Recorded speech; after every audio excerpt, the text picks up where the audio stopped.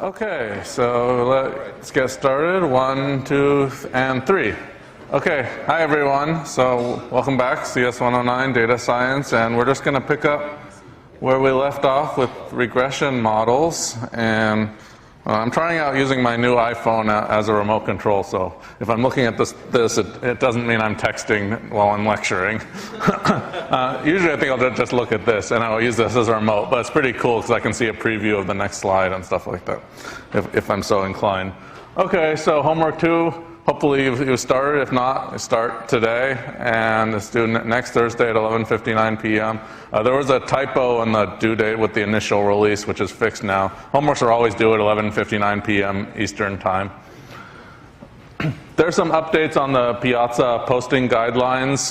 Check that out if you haven't already. We want a particular format for how you should post on Piazza questions, just that we think will help deal with the massive numbers of questions and the huge size of the class. So to have a consistent format and kind of show, what did you search for and what your question are in kind of a clear way. All right, so that's all as far as announcements. And here's a comic. We already actually had a PhD comics before with the abstracts. This was actually a PhD comics from last week, which seemed like a perfect fit while we're talking about regression. So they're plotting the number of references in articles in different academic subjects. And then the horizontal axis is the average length of the article. And I didn't actually look at the original sources that they listed here, but it looks like they actually based this on some real data. This is a comic strip, so I don't actually know how seriously they took their analysis, but it looks like they did get some actual data and plotted. So as you can see, biology papers tend to be pretty short compared to humanities and social sciences papers, right? The humanities makes sense. They know how to write a lot. They like to write a lot. Biology papers tend to be really short. Medicine papers tend to be really, really short. And not surprisingly, as the length of the paper increases, the number of citations, like how many references the paper makes to other papers, tends to increase. So you can see, it's roughly linear, just only a few data points here. This is a comic strip, okay? But I just wanted to, partly this is just for fun, but it's actually not a bad illustration of one purpose of regression, just in terms of having simple, interpretable summaries. So rather than having a big table that says for immunology, the papers tend to be this length, and they tend to have this number of citations, and in biology, they tend to have this number of references and this length, and so on, in a big table. It's a lot easier to see what's going on visually by plotting some points, and plotting the best fit regression line gives you some kind of a summary rather than just this mess of points, right? It's easier to understand lines, and it's an approximate linear relationship. So this says that if you increase the length of your paper by 1 page, then it would increase the number of references in your paper by 1.64 on average. Right, so it's just a simple rule of thumb for as your paper gets longer, how many more references would you tend to expect, okay? So it's handy for these kinds of things. Remember, all models are wrong, some models are useful. I don't really believe this is exactly linear. Linear is a crude approximation, but it gives us some simple rules of thumb and kind of simple ways to make sense of complicated data sets. Okay, so I wanted to do an example of regression. This one is from a book called R for Everyone, and I hope it's not blasphemous to reference an R book here, because we use Python, not R. And I believe it's good for data scientists to know both Python and R, and it's very healthy having kind of a friendly rivalry between them. And you can actually use R within Python and vice versa. There's ways to connect them. 2 years ago, when Hans-Peter and I first taught this course, R was terrible compared to Python in things like web scraping, but since then R has gotten a lot better. And conversely, Python 2 years ago was so far behind R in terms of statistical models, and it could do basic stuff like logistic regression that we'll be talking about later today. It could do that stuff fine, but it was lagging way behind, and Python has come a long way since then too. So Anyway, this is a book I like that it could have just as well been called Data Science for Everyone. It just happens to be using R. And I liked the regression example there, so I took the pictures from there and just to show you, just as an example of regression. So this example was studying housing prices, specifically condominiums in New York City. And so you want to be able to predict how much would you expect a condo to cost in a certain location and with certain features and whatever variables you have. And that's an important question if you're looking to buy or sell housing. You want to kind of know what would be a reasonable price for a condo in a certain location with a certain size and things like that. So it's for people who are interested in the housing market, either people who are just generally interested in studying the city of New York, or people who are actually looking for housing, who want to have answers to questions like this. Okay, so New York City has been quite good in the last few years, and the city government has been quite good about releasing public data sets. So they have a public data set called New York City Open Data that lists prices for different condominiums. And this is just a histogram that I took from this R for Everyone book showing value. It's just a histogram of the value per square foot. Obviously, bigger places are going to sell for more on average. So they're actually looking at price per square foot. Okay, well, you can see this does not look like a normal distribution. It looks bimodal. And, before you start jumping into math, it makes sense to try to think more intuitively and try to explore the data more, try to understand where does the bimodality come from. And it turns out there's a simple explanation. So here they color-coded it by borough. So New York City has 5 boroughs, Bronx, Brooklyn, Manhattan, Queens, and Staten Island. Manhattan is by far the most expensive, and you can see that Manhattan entirely explains this bimodality. You have Manhattan's in green on the right, and everything else is the other one. So it's much more expensive in Manhattan, which is not surprising to anyone who's familiar with New York City. But it's kind of, this just makes it really dramatically evident how big the difference is. Okay, so that's not yet regression. That's just getting a sense for what the data look like. And so then they ran linear regression, and you have to always think about, what do you want to use, what are you trying to predict, and what variables do you want to use as your predictor variables. So they're trying to predict price per square foot, and they have various variables that are available in this open data set, and in particular, they were using the number of units. So these are condominiums that's in a complex, and so they are looking at how many units are in each complex. They're looking at the number of square feet, and they're looking at the location. Is it Manhattan or not? Is it the Bronx or not? So you have one indicator for each of the 5 boroughs in New York. And so a simple starting point would be linear regression. Again, I don't think it's going to be exactly linear, but it's a reasonable starting point. Notice that linear regression, it's perfectly fine to have the predictor variables be discrete or binary. There's no problem with that. The response, that's the y that we're trying to predict, is continuous. And later today, when we get to logistic regression, we'll talk about how do you predict a binary outcome. And okay, I mentioned that the rule of thumb, when in doubt, take the log. So again, when you're trying out different models here, and I'm not going to spend a lot of time going through every possible model you could come up with for these data, but you may want to explore, try taking a log transformation of variables like square feet, which is positive. You can't take the log of a negative number, but when you have positive variables, you may want to try to take the log, see if it improves the linear fit, things like that. And okay, so you run the regression. You tend to get big tables like this, and you find papers that are full of all these things and these stars that are supposed to indicate significance. And this is a terrible way to summarize it, because first of all, it's ugly. Secondly, if I show this to you for 3 seconds and then put it away, you won't remember any of this.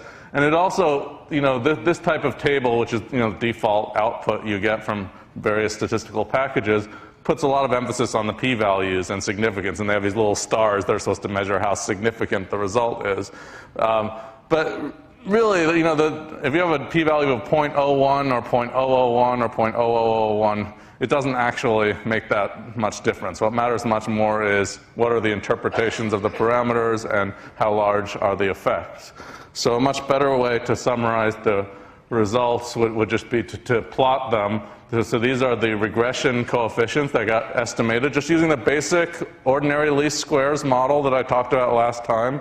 The formulas, it's just matrix algebra, and it's so standard that you can easily do it on the computer.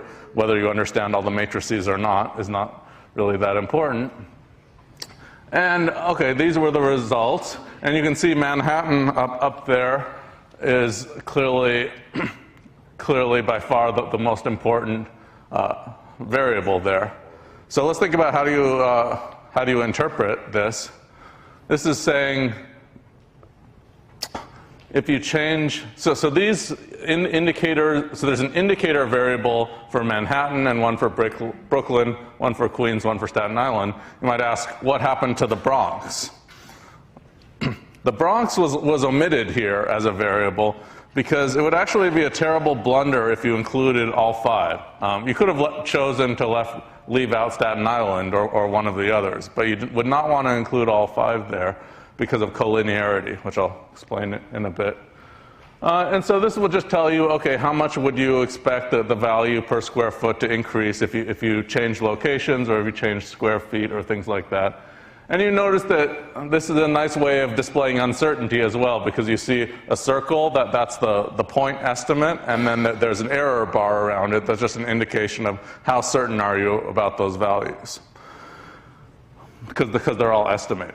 And when I first saw this, I was a little surprised and skeptical, because like square foot and units, if you look at those, they're right at 0. So why are they so close to 0?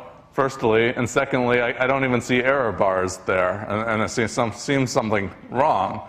And I thought about it a little more, and I realized that's just because of the scale here. So I don't actually think this regression was set up in the best way, but it's very good for illustrative purposes. So if you look at what's going on, the square feet, this is saying if you increase by 1 square foot, you're not going to see much difference in the price, right? It would probably have been better to rescale it in terms of hundreds or thousands of square feet, something like that. Mathematically, it makes no difference. As long as you're consistent in your measurement, you could measure those square feet in thousands of square feet, or anything you want, right? And any measure of area, and mathematically, it's just a rescaling. But in terms of interpretability, you're not usually thinking about what happens if you increase by 1 square foot. And in terms of actually seeing it in the scale here, you really can't. So you would have to zoom in to see that more. So there is, if you look more closely, there is an effect based on square feet, but it's small when you put it in this kind of a scale. Another option would have been to standardize the variables, and that's often recommended, and sometimes that's a good thing, but I wouldn't give that as blanket advice. So remember, standardization, we talked about a little bit before, just means you recenter and rescale the variables so that they have mean 0 and standard deviation 1. That's a useful thing to do if you want to put the variables on equal footing, but that also could reduce interpretability, because then you're talking about standardized quantities, and really you might want to be thinking in terms of real dollars and real units that you're comfortable with. So I wouldn't say you should always standardize. Okay. So yeah, so where did the Bronx go? That's an instance of collinearity. So collinearity is when you have some of your predictor variables that are highly correlated with each other. An extreme form of that would be if some of your predictor variables satisfy exactly a linear relationship, that's bad. And there's a lot of reasons why that's bad. In this case, if you had included the Bronx there, that would have happened, because although those 5 different indicators for location, one of them is a 1 and the rest of them is a 0. So if you sum them up, you always get 1. So they satisfy an exact linear relationship. And if you included all of them, it messes up your estimation. The parameters, you can't even properly identify them anymore.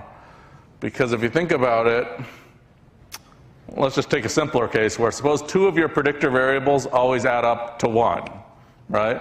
Then you could increase the regression coefficients in front of both of those predictors and then subtract. So let's say you increased both of those parameters by 1 and then subtract 1 from the intercept, and you would never know the difference. Basically, you can't disentangle the effects. Or another extreme example would be if you included the same variable twice accidentally, then the coefficient wouldn't really be meaningful anymore. And if you try to estimate the parameters, it's going to be very, very unstable. Both numerically, you're going to run into problems with the matrices, and the calculations will be messed up, and the variances will be high. And so that's bad. So that's something to check for. The ideal case is when the predictor variables are approximately uncorrelated with each other, but highly correlated with the thing you're trying to predict. So you don't want collinearity. Okay. All right, so in many cases, though, we're interested in making a yes or no prediction, right? Is candidate A going to win, or is candidate B going to win, right? Is someone going to survive an operation or not survive? Or you're trying to classify, so we're going to be doing a lot of stuff with classification later in the semester, trying to classify different people or animals or objects into groups. And we want to say, either definitely say, you're in group 1, you're in group 2, you're in group 1, things like that, or usually it's better to give probability. So this is the probability that you're in group 1, here's the probability you're in group 2, and so on. Those are classification problems. And linear regression is very poorly equipped to deal with things like that. The assumption in linear regression was that we had a continuous outcome. And the nice case is when, in fact, it has a normal distribution, but in particular, it's a continuous random variable. So the most popular method for dealing with a binary response variable, so y is yes or no, 1 or 0, is called logistic regression. And I wanted to introduce logistic regression as one major topic today. It's one of your bread and butter, widely used data science methods that everyone should be familiar with. This is just a simple picture that I took. By the way, this is a nice, this book, Introduction to Statistical Learning, the website is there, is a free book, which is really good for a lot of machine learning and regression type models. So I just took this picture from them. It's just a simple picture illustrating if you had some data. So here the data points are orange, and they're all at the line y equals 0 and y equals 1 because it's binary data. And you're trying to say, predict, is someone going to be a 0 or a 1? And if you try to plot a line, right, that linear regression there is completely ridiculous. Okay, you want something more like an S shape, and so on the right, you have this thing that looks like an elongated S. That's what logistic regression gives you. It will fit that kind of shape where it looks like, okay, you're predicting 0 out to the left, and then it gradually increases, and then you start predicting that it's very likely to be a 1. Okay, so logistic regression lets you do things more like the thing on the right, which is going to do a much better job than linear regression. Okay. So let's do an example that will help motivate the model. So this is fen-phen was a diet pill that was incredibly popular in the 90s, and millions of people who wanted to lose weight were taking fen-phen and finding it highly effective in losing weight. And then some worry, I don't actually know how it initially got approved, because then the Mayo Clinic started noticing that some people were having major heart problems who had taken fen-phen, okay? And so there was a lot of, a big scary situation of is this drug actually safe? And so they found 24 cases, the Mayo Clinic found 24 cases of valvular heart disease in people who had been taking fen-phen.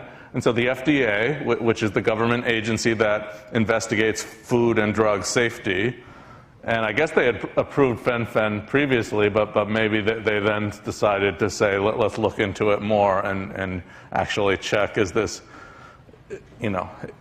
dangerous or not? So just from this number 24, you can't really interpret that, right? Like, how many people, fen-phen was very popular, so if 24 people are reported to have heart disease, did they already have heart problems? Does it have, how many people who didn't take fen-phen had similar problems, right? You can't really say much from the 24.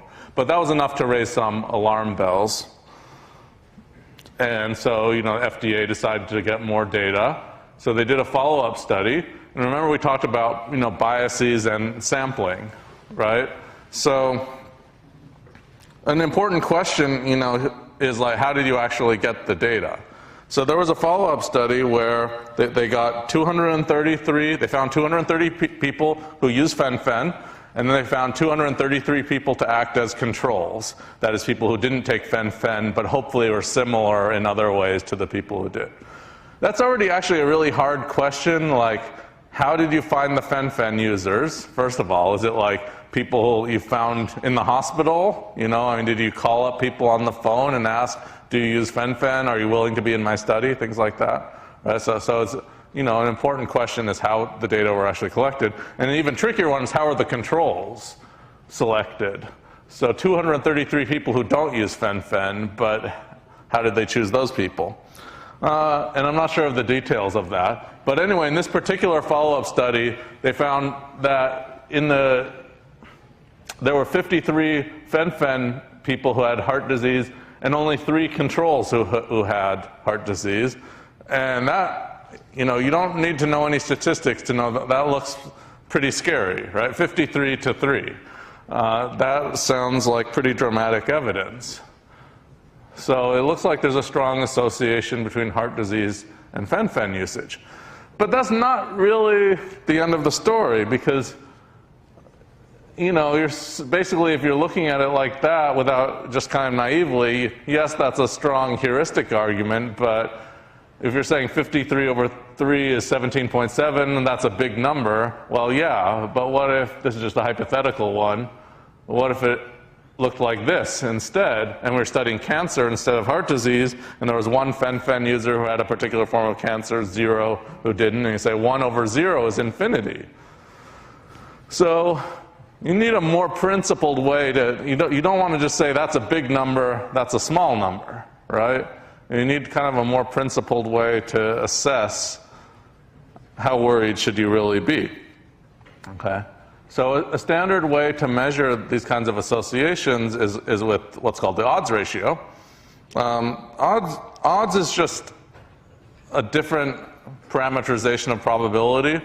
If something has probability p, then the odds are p over 1 minus p, right? Like if something has probability, like if someone says the odds against something are 10 to 1, what are they really saying? There's 10 ways for it not to happen, 1 way for it to happen, so the probability is 1/11th. So you can convert back and forth between odds and probability. And unfortunately, a lot of people use odds and probability interchangeably, and actually they're related by this transformation. And so you can get confused. If p is small, then the 1 minus p there is approximately 0. And in that case, odds and probability are essentially the same thing. But if p is not small, then it's a very, very different concept. Okay. So the standard way to measure these types of associations, where you're trying to compare fen-phen users with non-fen-phen users and say, how likely are they to get heart disease, is through what's called the odds ratio. As the name suggests, the odds ratio is just the ratio of the odds. Okay, so we have 2 groups, A and B, okay, and then we say, well, what are the odds in group A of getting the disease, and what are the odds in group B of getting the disease, and then look at the ratio. That's called the odds ratio. Okay, so I'm phrasing this in terms of diseases because I'm specifically mentioning this fen-phen example, but this is a very general concept, right? Anytime when you have two different groups that you're comparing and you're trying to compare the probability of some outcome, and this is a standard way to do those comparisons between the group. We'll just look at the ratio of odds. That's the odds ratio. All right, so there's, before we get into any like mathematical equations, it helps to just say, what would just be kind of the simple, naive way of estimating the odds ratio? And otherwise, if we don't start with the simple thing, you could ask, why do we need the statistical model? Why do we need the fancy estimation techniques and things like that? Why not just do the obvious thing? So here's the obvious thing to do. All right, so this was another follow-up study that had a larger sample size, about 2,500 patients, and they were specifically studying aortic regurgitation, which is a nasty heart problem they were looking at, and this is a medical journal paper where this data is from. And so they were studying this particular nasty heart condition and seeing how does it relate to fen-phen usage. And so you can summarize this kind of data with a table, right? We just say plus for users of fen-phen, minus if you didn't use fen-phen, plus if you have this heart condition, minus if you didn't. And then there's an obvious way to estimate the odds ratio, which I call the crude estimate here. And that's just to say, well, look, if you use fen-phen, then there's 6 people who had the heart disease and 13 who didn't, so that's a ratio of 613. And then the people who didn't is 162 who got the heart disease, 2,343 who didn't. And so just plugging in those numbers and calculate it actually, this is called the cross product formula in epidemiology, because you can also think of it as doing cross multiplying. 6 times 2343, that's one diagonal, and then divide by the product on the other diagonal. But this is just the kind of naive thing you would do if you were treating these numbers as the population rather than just the sample. Like if this were the entire universe, right, rather than just being this sample, then you might estimate it this way. And that gives you 6.7, which looks like very strong evidence that fen-phen is very, very dangerous for your heart. That is, the odds are 6.7 times higher of heart disease for fen-phen users than non-fen-phen users. And it's based on a sample. Again, you can ask, where did this sample come from? But at least, 2,500 is, quite a big sample size. It's not actually a big sample size of fen-phen users. So that's, one question is, because most of the people here, there were only 19 who actually used fen-phen. So you could say the 19 is quite a small sample. Anyway, there's a huge flaw in this calculation. It's reasonable as just an initial quick estimate, but there's a huge flaw there in the sense that it doesn't control for anything. So there's no adjustment for confounding variables in there. For example, obesity. People who are obese are much more likely to use fen-phen because they're trying to lose weight. But obesity itself is also associated with heart disease. So you could possibly explain those results just in terms of if the fen-phen users are different from the non-fen-phen users. That's just one example. So there's many different variables that you can study, and then how do you know whether there's a confounding variable that is a variable that is kind of associated with both of the things you're looking at and messes up your analysis? So a way to deal with confounding is to set up a statistical model where we can actually say, here's what we're going to control for. And so we can get, a more interpretable, better result, like for people of a certain age and of a certain weight and a certain height and certain whatever characteristics, conditional on that information, and then say, okay, if you go from not using fen-phen to using fen-phen, so we're changing the value of that one thing at a time, then predict what's going to happen. So we're trying to predict whether someone will get heart disease or not, right? But this is a very general thing. We're trying to predict whatever you're trying to predict, binary response. Okay, so the most widely used method for doing it, there are many different models you could come up with. Another famous one is probit regression, which is based on normal distributions. It's usually pretty similar to logistic regression. And there's various other models too, but this is the most widely used one.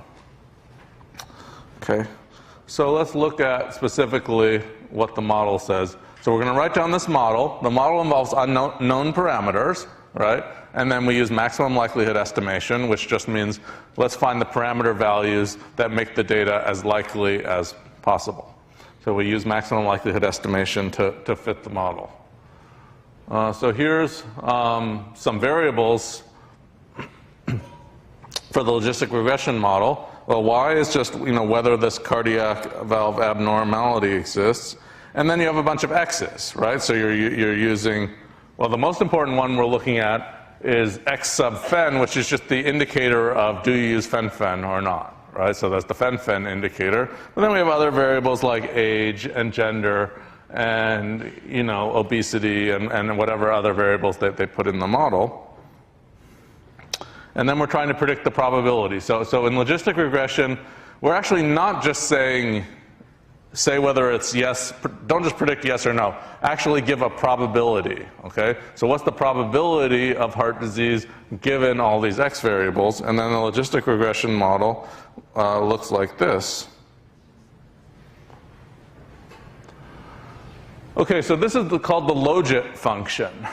Logit of p is log of p over 1 minus p. It's the log odds, right? P over 1 minus p is the odds for an event with probability p. And so it's the log of the odds. And in statistics, the log odds is called the logit. So it's the same thing.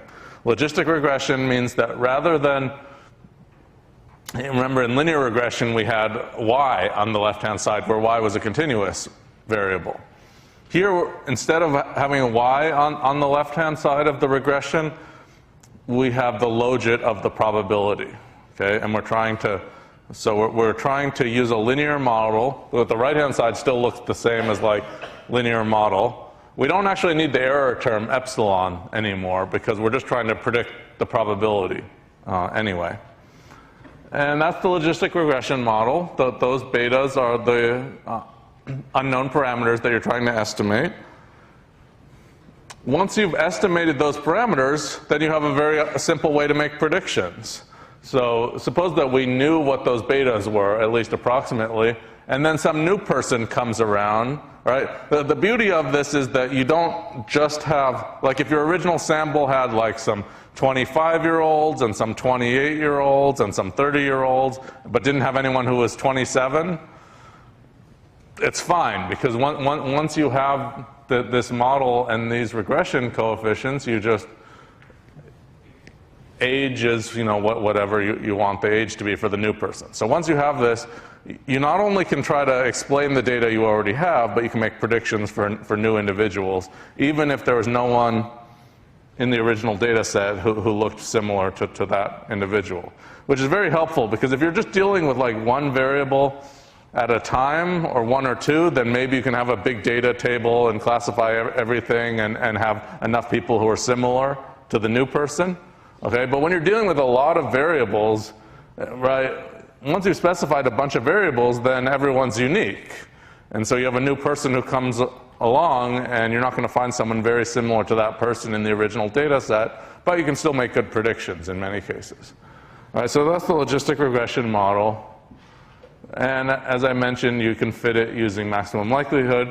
And I'm not going to go through the math for how do you do maximum likelihood here, because you don't need to worry about the math. This is such a standard, famous method that it's implemented very well, both in Python and R. So if you're interested in the math, you can study it in a course like Stat 149, or read a book on generalized linear models. But if you don't care about the math, that's fine. You can just get the computer to fit the model for you. Okay, so the standard way, there's more than one way to do this, but the standard way to estimate the parameters is called maximum likelihood estimation, which has some very nice statistical properties. Okay, so in the paper that I referenced, that medical paper, they did this for their data set, and they got 1.84 as the estimate for that beta sub fen. So that's the coefficient in front of the fen variable. Okay? And so I wanted to make sure everyone knows how to actually interpret those parameters in the logistic regressions. What does that 1.84 really mean? And one of the reasons that logistic regression is so nice is that parameter has a very, very nice interpretation in terms of comparing groups. So I'll do one line of math because it's really simple math. So that first line, so suppose you're comparing two different groups. So you have two patients, patient A and patient B, okay? Patient A uses fen-fen, patient B doesn't use fen-fen, but let's assume that those patients are the same otherwise. So you're imagining that you have two people who are the same in terms of the observable variables in the model, except one uses fen-fen and one doesn't. Because we're trying to isolate what's the effect of fen-fen, other things being held equal, okay? So the first line here, logit PA, that's just the log odds of heart disease for the patient A who uses fen-fen. And then the second equation is just the log odds for the second patient who does not use fen-fen. Notice that those two equations, the right-hand side is exactly the same except for that plus beta fen x fen. So let's just subtract. This is the only math I'm going to do for logistic regression here. Just take the difference. The first equation minus the second equation. And that just says, I should have said, but actually, in that first equation, x fen equals 1. And then in the second one, x fen is 0, which is why I didn't write that term. But plug in x fen equals 1 in that first equation, take the difference, and then we've isolated the beta, right? Everything canceled out. All you're left with is the logistic regression coefficient. And so notice it just reduces to the log of the odds ratio, okay? So that logistic regression coefficient is the log of the odds ratio, meaning we have now figured out the odds ratio if we know the logistic regression coefficient. So in that paper, when they applied maximum likelihood estimation, what they got is 1.84, as I mentioned. So if you exponentiate it, e to the 1.84 is about 6.3. So they're saying that the odds ratio for someone who uses fen-fen versus someone who doesn't is 6.3. So if you go from non-fen-fen usage to fen-fen, it increases your odds by that factor, 6.3. So it's a simple interpretation. It's a nice property of this model that everything else cancels out when you take this difference. So then you can interpret the parameters nicely. Notice this 6.3 is not too far from the original. The crude estimate was 6.7, but it's lower. So what that says is there's some confounding going on, but not a huge amount. So that 6.7 wasn't too bad, but 6.3, that's a better estimate because that is adjusting and controlling for all the variables you have in your model. Okay. So that's the basic setup for logistic regression. And, so over there I didn't say what K is just, how many variables you have. You could have a lot of variables there. And up to a certain point, that's going to be fine. But what happens if you start getting more and more variables? So, we're in this big data age, right? And you start running into something called the curse of dimensionality. So I wanted to explain a little bit about what curse of dimensionality means in statistics.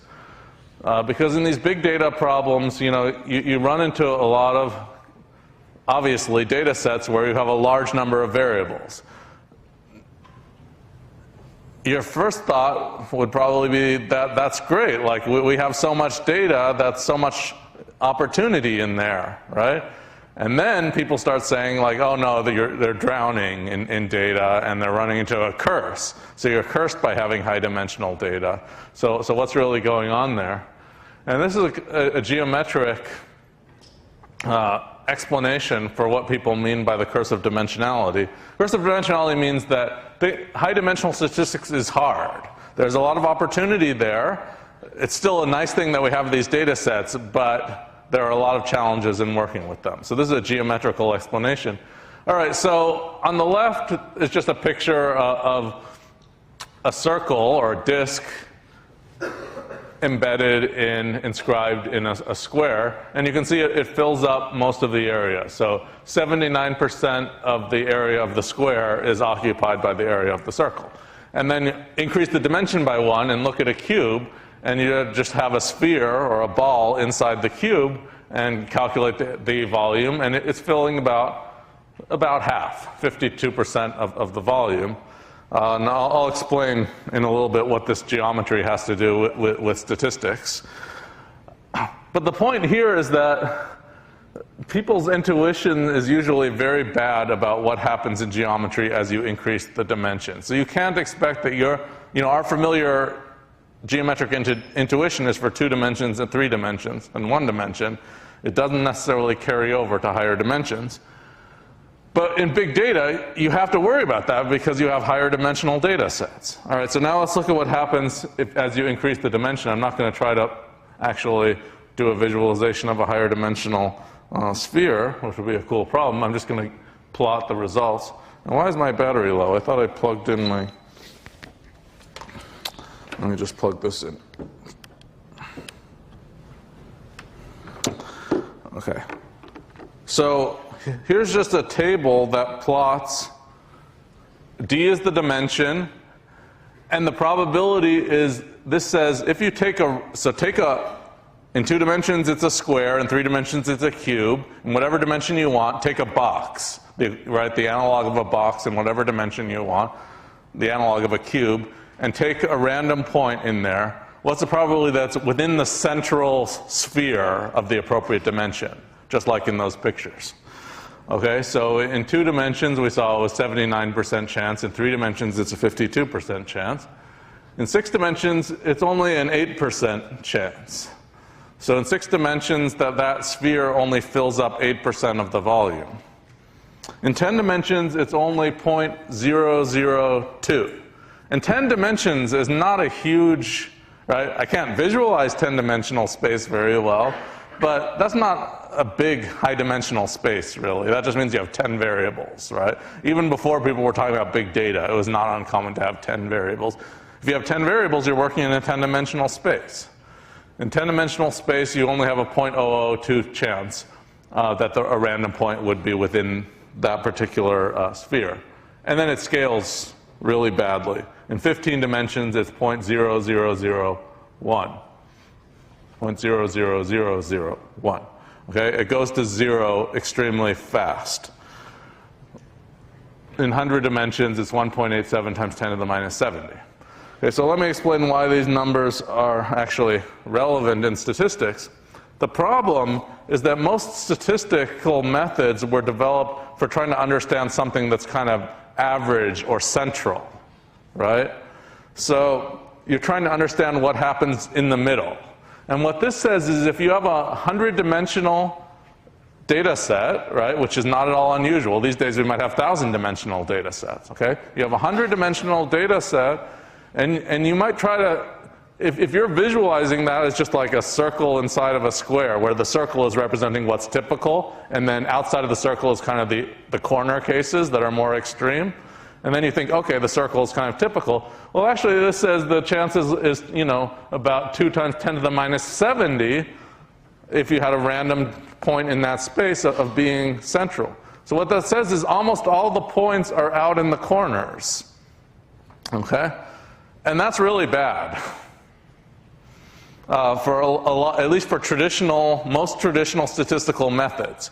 Like when you want to do something like linear regression, you imagine you want to have a bunch of points, like this cloud of points, and then you're fitting a line through them, right? You don't want something where you have points out here, here, here, here, out in the corners. All right, so what this is saying, in 100 dimensions, you actually have 2 to the 100 corners. And then you have some data points kind of spread out across these corners. You don't have a lot in any one region. So what it's saying is high-dimensional space is very sparse, right? It's mostly emptiness, and you have all these corners where the mass is all out in the corners. That's bad. Here's this, do I have a comic strip here? Yeah, this was XKCD from a while ago. My hobby, extrapolating. So this woman just got married, and you don't even need linear regression here. They're looking at number of husbands as a function of time, went from 0 to 1, and then predicting that next month you'll have over 4 dozen husbands. Okay, so this is about the danger of extrapolation. Interpolation is a much more reliable thing than extrapolation. So interpolation is where you have a bunch of points here, and then kind of find in between. So I have data here, I have data here, and then in between I'm going to try to predict something in the middle. Extrapolation is when your data are here and you want to predict something that's way out there. That's very unreliable. But the curse of dimensionality and that geometric argument that I just described, what that's saying is that in high dimensions you sometimes have no choice but to do extrapolation, because you can't find enough points nearby to interpolate. And this is also a problem with nearest neighbors methods that we're going to see later. When you get into high dimensions, they suffer from these problems. The space is so sparse that you're going to have trouble finding neighbors who are actually close by to work with. Okay, so that's the curse of dimensionality. And I also wanted to present a counterpoint to that. Remember I said, it's great that we have these opportunities with these large high-dimensional data sets, and then it's also a challenge and a curse. So it's both a blessing and a curse. So I wanted to put in the rebuttal here. This was from Andrew Gelman's blog. I'll let you read it, but in brief, he's saying he's really happy when he has high-dimensional data. Why? Because they have more data, right? And more data. Statisticians and data scientists should be happy when they have data and, try to do sensible things with the data. And he's also kind of arguing that the geometric intuition doesn't exactly work like that, because in real data sets, even if it's high-dimensional, there's usually some kind of structure. And Gelman's favorite method, which is a very powerful one, is hierarchical modeling. And he's basically saying that if you do have a lot of parameters, a high-dimensional space, for real problems, you can often organize it into a hierarchy to make the whole thing more manageable instead of having this completely unstructured high-dimensional problem. So it's both a blessing and a curse. Okay. All right. So the whole big data thing is kind of too vague, right? If you say you have a big data, well, are you talking more about the number of predictors, variables, or the number of people or individuals or whatever you're studying in your study? So it becomes clearer, what the distinction is if you represent your data in a matrix, and you could really say tall data versus wide data is a more important distinction than big data versus small data. So typically, when we're doing linear regression,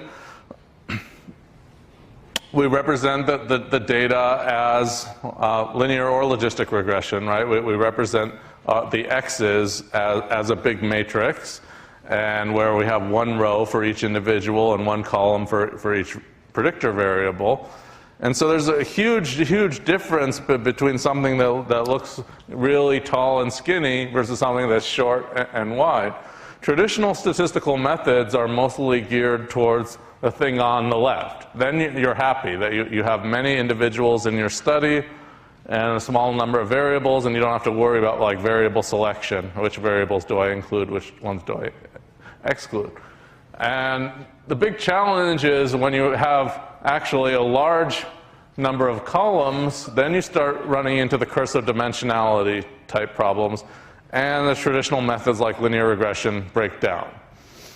The math doesn't work anymore, it's too hard to estimate everything, and it's just has major problems. So in the old days, all the examples people looked at were more like that one on the left, and now people are interested in both of these types of things. These kind of wide data sets are increasingly common in genetics and neuroimaging and MOOC online courses, where you have a relatively small number of individuals and you have massive amounts of data about each one of those individuals. Okay. So I wanted to briefly introduce a couple methods that people use for dealing with these kind of high-dimensional data sets. And the basic concepts are shrinkage and regularization and sparsity are the key words. And I'll explain what those words mean. So one of the classic techniques for dealing with these problems is what's called ridge regression. Ridge regression is an extension of linear regression. If you just look at that term on the leftmost term, that's saying look at the sum of squares of differences between the outcome variable and your linear prediction. So OLS, ordinary least squares that we talked about last time, that sets as the goal that we're going to try to minimize that thing on the left. And that breaks down in high dimensions. So the idea behind these regularization methods is that you impose a penalty term. And in the penalty term in the case of ridge regression is that second term there, lambda times the sum of beta j's squared. So what that says is you don't want the sum of squared betas to be too large. You're trying to shrink it towards the origin. And I'll explain at least some intuition for why that's a useful thing to do. That lambda there is called a tuning parameter, and there isn't really a principled way to choose lambda. People in practice usually just try different values and they use cross-validation, which is a technique we'll talk about later for deciding which lambda to use. There isn't like a formula that tells you, how to pick it exactly. Okay, so that thing on the left is also called the RSS, residual sum of squares. It's the sum of squared residuals, and then ridge regression is one particular method, that's this one, but there's a huge class of what's called penalized regression where you start with your ordinary least squares, but you want to punish the model for being too complicated, basically. You want it to be simpler to work with, so you impose some kind of penalty. And these types of models can also be written in terms of constraints, so it's not obvious, but it turns out that you can reformulate this ridge regression equivalently as saying you're still doing OLS, you're still minimizing that sum of squares, residuals, but subject to a constraint that you don't want the sum of beta squared to be too large. So you're doing a constrained form of regression. Still doing least squares, but we're saying we can't let the sum of squares grow too large. So that's called ridge regression, and that was really popular for a while, and so it's shrinking towards the origin. So shrinkage estimation is one of the most useful breakthroughs of the second half of the 20th century in terms of doing better estimation in high-dimensional problems. And I'll tell you a little bit about it.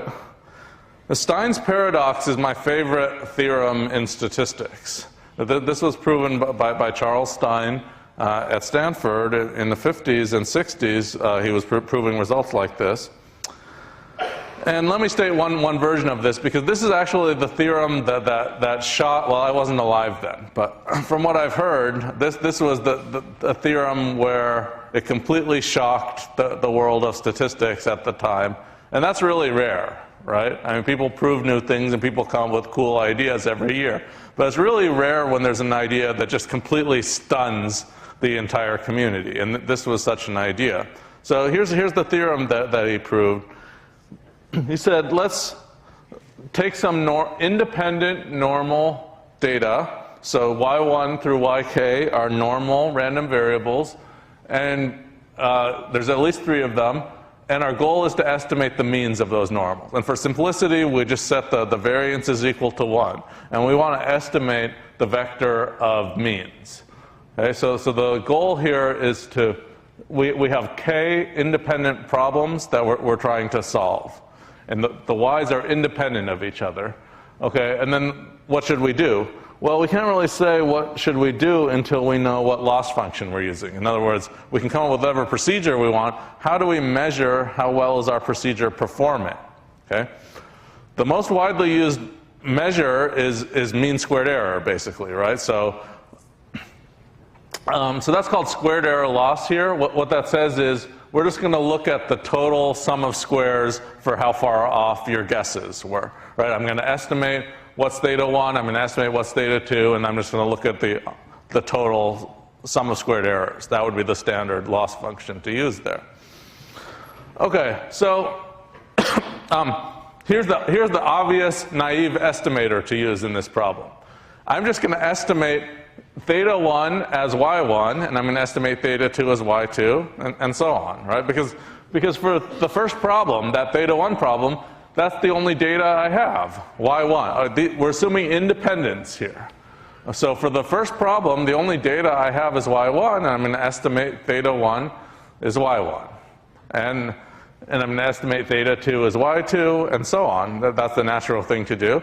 It turns out that's unbiased. It's the best unbiased estimator. Turns out that's the maximum likelihood estimator. Turns out it has all kinds of nice properties.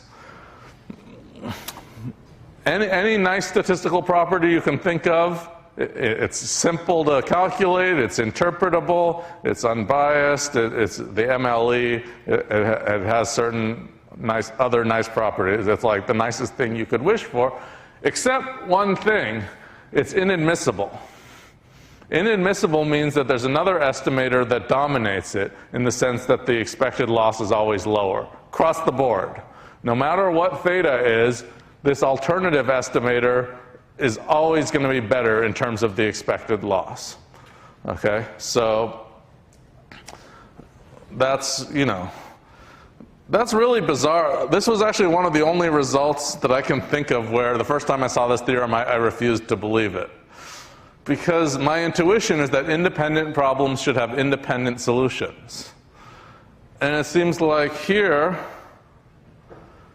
and here's what Stein showed. He showed that this will do better. So that you do 1 minus, you don't need to worry about the exact details of the formula here, but the point is that you're estimating your estimate, so theta j hat is your estimate for the jth unknown parameter. That estimate depends on the sum of squares of all the data, right? So what this is saying is, if you imagine that your problems are like, you're trying to estimate what's the price of gold a year from now, what's the height of some mountain that no one looked like, and how well is someone, some basketball player going to do next year. So those are my 3 problems. I have a basketball estimation problem, I have a mountain climbing estimation problem, and then I have a gold, the market for gold problem. Okay, 3 problems that seem like they have nothing to do with each other, and this says that it is inadmissible to just solve those problems separately. And that you will do better across the board if you combine those problems that seemingly had nothing to do with each other. All right, so there's something very strange about that. And at the time, again, I wasn't alive then, but I have talked to several people who were alive then about the reaction, and I've read some of the papers from the time. And it's like, you know how people like go through different stages of, like in the stages of grieving, right? It's like denial and then, bargaining, and eventually get to acceptance and that kind of thing. That's what happened. And people eventually accepted it because it was proven, right? But it was like a very grudging type of thing, where like, well, yeah, that's some kind of mathematical curiosity. Stein is probably the greatest mathematical statistician living, but Stein hated working with data. Okay, he liked proving things, and he proved some beautiful theorems like this. And so then the reaction, once people accepted it, was like, well, yeah, you proved some theorem, but that's never going to actually be useful, and it's so contrived, and the actual gains you would get from doing this kind of thing are minuscule. Okay. And then what happened was 2 students who were working with Stein. One was Brad Efron, who invented the bootstrap, which we talked about. The other one was Carl Morris, who was my colleague in the stat department here. They set out to show that this idea is actually useful for data analysis too. And they wrote a series of papers that showed that, this is useful. It was basically laying down the groundwork for hierarchical models or empirical Bayes. We'll get into more of that stuff in a later lecture. And they did a lot of examples like this, but their most famous one was studying 18 baseball players. And there's one really simple, nice picture that they wrote a nice paper in Scientific American, and it's pretty rare that you see a statistics paper in Scientific American. They wrote a paper there that applies this idea of Stein, that people thought was just some mathematical curiosity, use it to actually analyze baseball players and predict their batting averages. So they took 18 baseball players, and unless those baseball players kind of exert some kind of influence on each other, like, social peer pressure type of stuff, it's reasonable to assume that they're independent of each other. Okay, so we have 18 separate baseball players, and then what they did was, Efron and Morris, they took the data from the initial part of the season, right?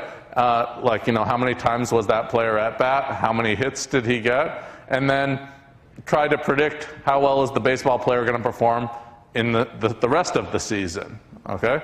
So the obvious thing to do is just for each baseball player, use his data to predict his future performance. And it seems kind of weird, like, why are you using one baseball player to predict some other player? And it also seems kind of unfair, right? Because, like, there's some really, really good players there, and you're predicting that they're going to do worse just because you're kind of contaminating or mixing in the worst players and using their data to help you predict for the best player, right? Seems like you just have these 18 separate problems, okay? But they tried out Stein's method, and what it's doing really is shrinkage, okay? So it's shrinkage estimation. So in that upper row is just, what you would get from just using the observed values. That is, you're using each player's actual data to predict that player's performance. And what this is called the James Stein estimator is what Stein came up with. That I gave the formula up above for one version of it. It says you shrink towards the grand mean. That is, take the average of all 18 players, that's called the grand mean, and shrink all your estimates towards that grand mean. And so that's why these are like shrinking inward like that. Use those estimators instead. And when they did that, and then so they made actual predictions, and then check out how well it does. And the performance was dramatically improved. I think it was like a factor of 3 improvement in terms of the total squared error, right? It made a massive improvement. For almost every player, it was better to do this. So it actually works well. And so this was one of the first examples showing that this shrinkage estimation is actually useful, not just a mathematical curiosity. But since then, it's been applied to many other types of problems as well. We talked before about regression toward the mean. Another way to think of this intuitively is it's just trying to do regression towards the mean. So it's saying some of those baseball players did really well because they're really good, but it's partly because they're lucky too, and they're going to regress towards the mean. And the ones who had a terrible start to the season, partly maybe they're not very good, right? But partly, unlucky as well. So it's using the fact that, so you wouldn't actually want to use this in the example I mentioned about gold and mountain climbing and basketball and so on. Mathematically, it says that you will do better, but in terms of your interpretation, like, why do you even want to combine those things in the first place? All right, so the whole point here is you have one bundled loss function, okay? But in this case, with 18 baseball players, it makes sense that you're considering baseball players together, and it makes sense that baseball players do give you information about other baseball players, right? They are connected by virtue of being baseball players, even though they are independent. You do better by combining. Okay, so that's shrinkage estimation. And so one of the intuitions for why ridge regression is a useful idea is that it's basically doing this kind of shrinkage for you. It's one way to achieve shrinkage estimation. Tends to be better. Okay, but a much hotter method these days than ridge regression is what's called the lasso. And so I want to explain, well, lasso is a big topic. It's a major method. There's lots of thousands of people are using it, and a lot of people are also trying to prove theoretical properties, and I'm not going to get into all of that stuff. I just wanted to briefly introduce the idea, just so that you're familiar with it. And if you're interested in trying it out, you know, on a final project or things like that, at least you're familiar with the method. And okay, so this equation looks the same as the one I wrote down for ridge regression, where you have the left-hand term is just your usual sum of squared errors. And then the second term, though, with ridge regression, you're looking at the sum of squared betas. And here you're doing sum of absolute values. So it's a different penalty term. And at first sight, that looks kind of nasty, which is probably why it wasn't developed until later after the ridge regression. It looks nasty in the sense that sums of squares are very, very nice mathematically, right? You have the Pythagorean theorem. It's all about sums of squares. They're smooth functions. Absolute value function, you know, if you plot it, it's a V shape, right? It has a sharp corner. Sharp corner means that the derivative doesn't exist, you know, as a calculus. So if you do calculus with it, you're going to run into problems. Even if you're not doing calculus, you know, do you really want a sharp corner there? It's not clear. But again, what this is doing is kind of penalizing the regression coefficients from growing too large. Again, lambda there is a tuning parameter. And so the major motivation for LASSO, which was invented by Rob Tibshirani at Stanford and colleagues, was that they wanted to have a way to get sparsity. So, and this is the biggest reason why this became really popular recently, is that we're you know, dealing with all these problems where you have thousands and thousands of variables and you don't know which ones to use in your model, and it's kind of overwhelming. And LASSO, unlike ridge regression, will shrink the variables, the parameters towards zero. The estimates will be shrunken towards zero, but it won't really reach zero. LASSO is much more brutal. It will kill them off. Okay, so it's going to create a model for you where a lot of the estimated betas are going to be literally zero. And that kind of helps make it less overwhelming to deal with the model, right? Because you have all these zeros in there, and then you know, it's suggesting which variables should you focus on, right? Well, let's focus on the ones that are non-zero. So it kind of, you know, reduces the complexity, and it's a lot nicer to have fewer variables to deal with. So let me just explain. And there are also the other reason that this is used a lot is that there are nice algorithms that were developed, and you know, I'm not going to get into the math behind those algorithms. But there are, at first sight, this might seem like a computationally infeasible problem. Like, how do you actually minimize this? Because you can't use calculus, well, at least you can't use basic calculus because you run into some problems with absolute value. But it still can be cast into a convex optimization framework, and there are nice algorithms for actually fitting the model. Okay, so just to give you a little bit more intuition for how does it compare with the ridge regression, let's look at a picture like this where the LASSO constraint is on the left and the ridge regression constraint is on the right. So for the ridge regression, if we reframe it as a constrained optimization problem, what we're saying is we have a constraint on the sum of squares of the beta. So this is just you know, to make it something we can visualize easier. This is just the case of two parameters, beta 1 and beta 2. And so that disk consists of all points where beta 1 squared plus beta 2 squared is less than some constant, right? And then for LASSO, you have a diamond instead, because you're looking at points where the sum of absolute values is less than a constant. If you plot that constraint, you get a diamond rather than a circle. And those contours there are what you're getting from doing the least squares. Like if we were just doing linear regression, we would just be trying to minimize the sum of squared differences and looking at those different contours. And then it's saying, well, we have to satisfy a certain constraint.